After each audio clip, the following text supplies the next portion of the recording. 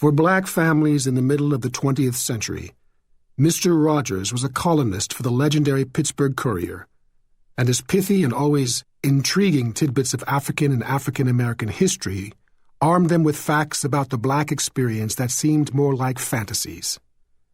Since students weren't being taught anything about black people at school, Joel A. Rogers was just about the only source of black history that a few generations had.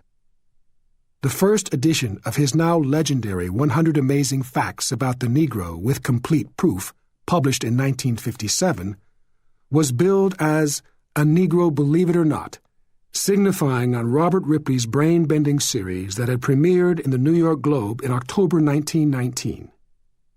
Rogers' little book was priceless because he was delivering enlightenment and pride, steeped in historical research, to a people too long starved on the lie that they were worth nothing, because their ancestors had contributed nothing to world civilization. Deep in his bones, Roger knew what a lie that was, and he used every ounce of creative energy he had to expose the twin fallacies on which it was based: racial purity and white supremacy. For African Americans of the Jim Crow era, Rogers was their first black history teacher, and he wrote to educate, with the black every man and every woman foremost in his mind. Did he sometimes embellish what he had found? Yes. He wasn't above shock journalism. Did he miss key details? Absolutely. His style was brief and to the point, using a minimum of words and ambiguity so that the facts could speak for themselves. Critics skeptical of Rogers' style dismissed him as a vindicationist for an aggrieved race, as Tabiti Asukile notes. And many of the subsequent 99 chapters in this book will put Rogers' amazing facts to the test. Although he didn't bat 1,000, he consistently and tantalizingly raised questions about history that stimulated others to dig deeper. But he was as serious a researcher as they come, as serious as W.E.B. Du Bois and Carter G. Woodson. And when you study his life, you realize he wasn't just an aficionado of amazing facts. He was one of those facts. Joel Augustus Rogers was born in Negril, Jamaica, on September 6, 1880, to Samuel and Emily Johnstone Rogers. When university study was precluded in the Caribbean, Rogers served for 4 years in the Royal Garrison Artillery. A heart murmur may have kept him from serving overseas, but not from traveling. As for looks, he was told he could pass for Cuban, but when he emigrated to the United States in 1906, it became clear that under the old one-drop rule, he was black.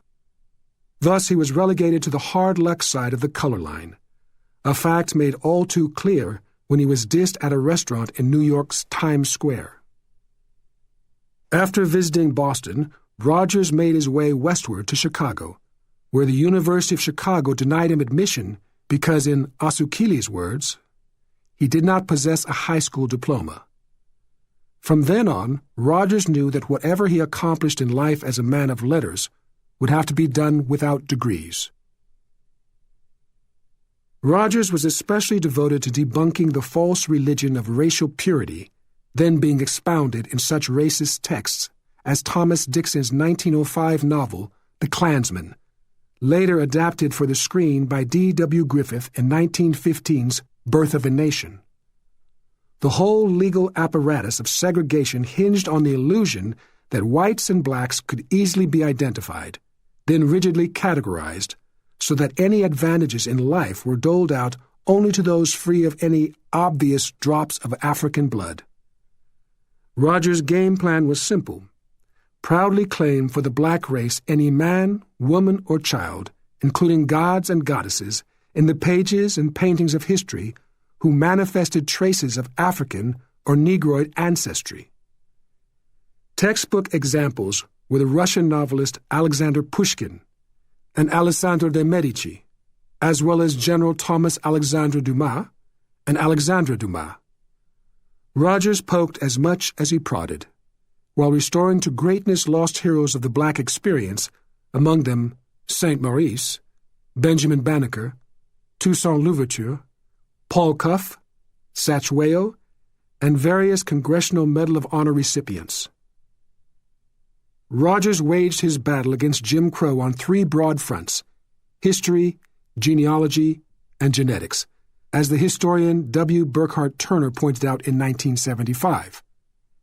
Rogers didn't need yet-to-be-discovered DNA science to tell him that sex between the races had been going on since time immemorial. If anything, Turner explained, Rogers detected a seemingly mystical attraction of the light to the dark, not the other way around, and tried proving it in his many exposés of famous world leaders.